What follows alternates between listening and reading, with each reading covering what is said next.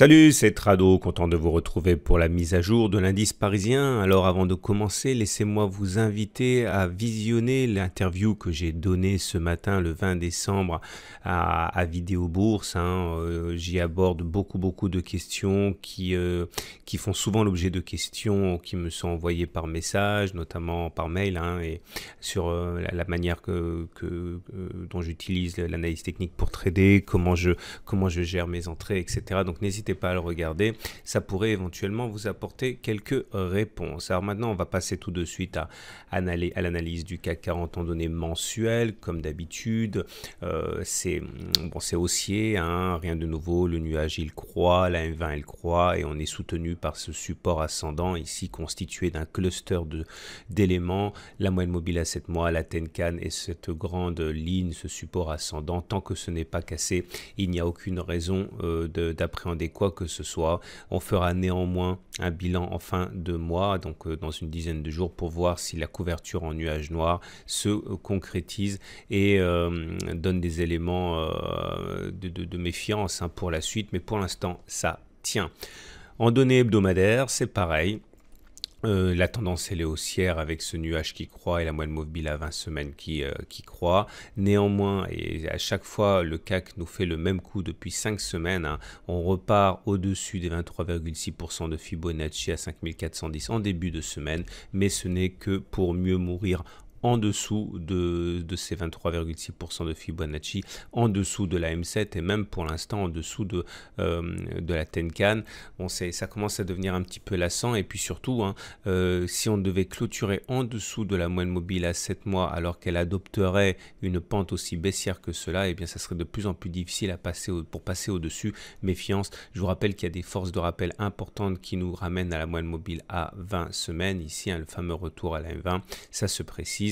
Et on suivra de très près la clôture ce vendredi. On passe tout de suite à l'unité de temps journalière, celle qui vous intéresse le plus. Et franchement, comme je le dis dans le texte, c'est incroyable la manière dont l'analyse technique peut expliquer, peut prévenir, peut nous prémunir contre des accidents de trading.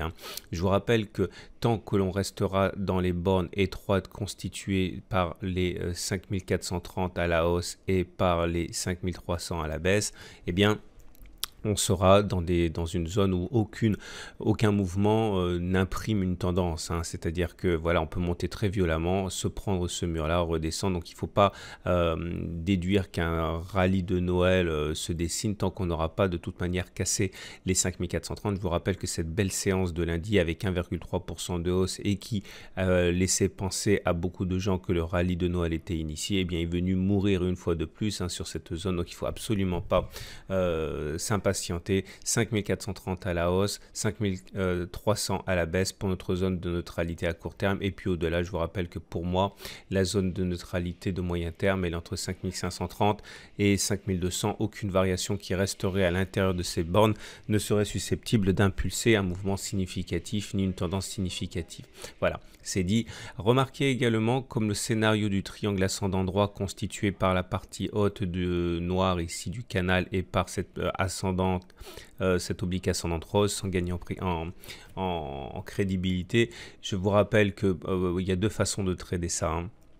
Pour les plus agressifs, ceux qui veulent minimiser la perte au potentiel, c'est acheter maintenant, viser une sortie du triangle. Alors la sortie du triangle, ça se fait comme ça, on prend la hauteur de la figure que l'on reporte au-dessus du point de cassure éventuel. Ça nous amènerait à aller chercher les 5600 avec éventuellement, pour ceux qui veulent faire ça, un stop loss en cas de clôture en dessous de la figure, alors plus ou moins serré, 5320 ou alors carrément très large, 5280. L'important surtout, c'est que le ratio gain-risque soit significatif, qu'il y ait plus à gagner qu'à perdre si on se trompe.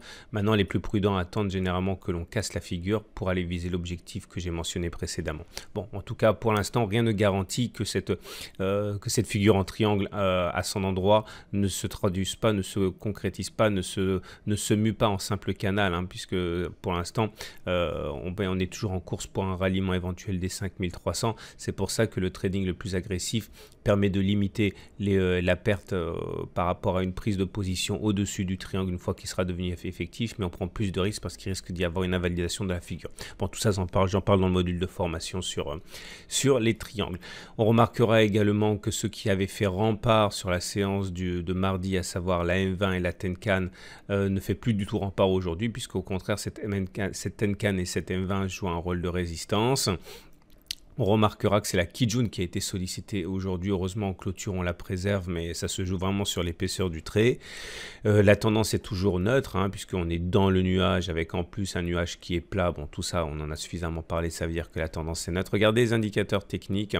Bon, je le répète pour ceux qui découvrent l'analyse technique aujourd'hui et mes analyses aujourd'hui, parce qu'il y a toujours des petits nouveaux qui arrivent tous les jours.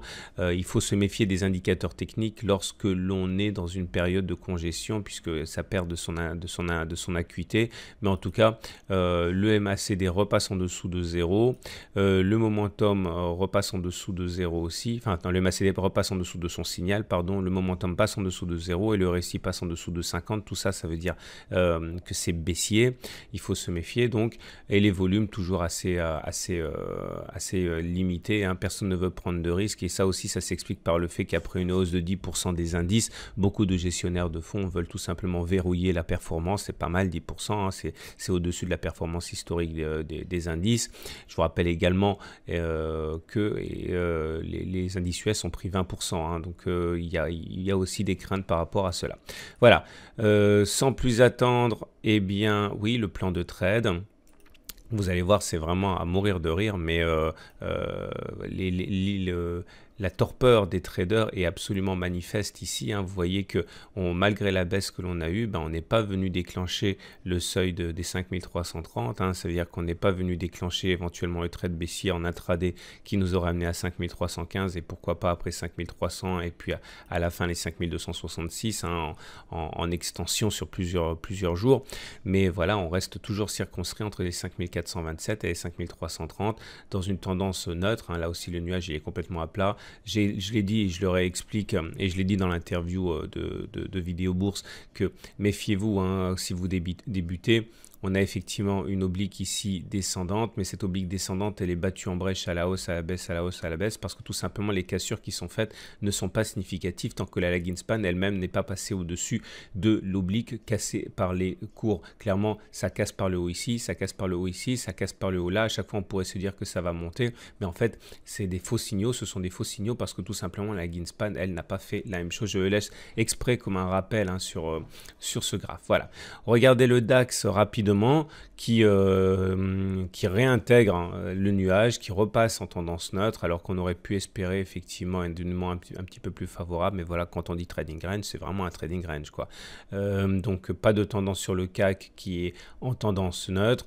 Pour le BEL 20, c'est pareil, hein, on a un nuage qui est à plat, donc on est en tendance neutre. Bon, là, on pourrait dire qu'on est sorti du nuage, mais c'est pas validé puisque je vous rappelle qu'il faudrait que la bougie soit entière en dessous du nuage pour valider une sortie. Enfin, c'est du moins les règles prudentielles que l'on adopte généralement. On va dire que pour l'instant, c'est neutre. Et pour les indices américains qui nous intéressent, le SP500 qui est en train de reboucher son gap. Ici, il s'agissait bien d'un gap, alors soit un gap commun si c'est un trading range qui se dessine, soit, attention, il pourrait s'agir d'un gap d'essoufflement. Ça veut dire un gap qui a vocation à signer l'arrêt de mort de la tendance haussière sous la forme d'une latéralisation de longue durée ou alors de tendance baissière.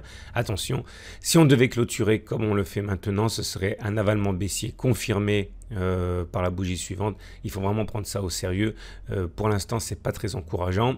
Et pour le Dow Jones, c'est un peu mieux puisque le gap n'est pas rebouché, mais il reste donc un petit gap résiduel. Il demeure que c'est une couverture en nuage noir confirmée par la bougie suivante. Il faut faire très attention là aussi, hein, ça peut être un signe assez négatif. Et je vous rappelle que tout ça dans un contexte où les marchés US ont pris plus de 20% sur l'année. C'est énorme, tellement énorme que certains disent que réforme fiscale ou pas, il n'y a plus rien à gagner. La hausse a déjà été pricée avec cette hausse phénoménale de 20% sur l'année 2017. Voilà, il ne me reste plus qu'à vous saluer, à vous inviter à regarder l'interview que j'ai donnée ce matin et je vous dis à demain pour la mise à jour.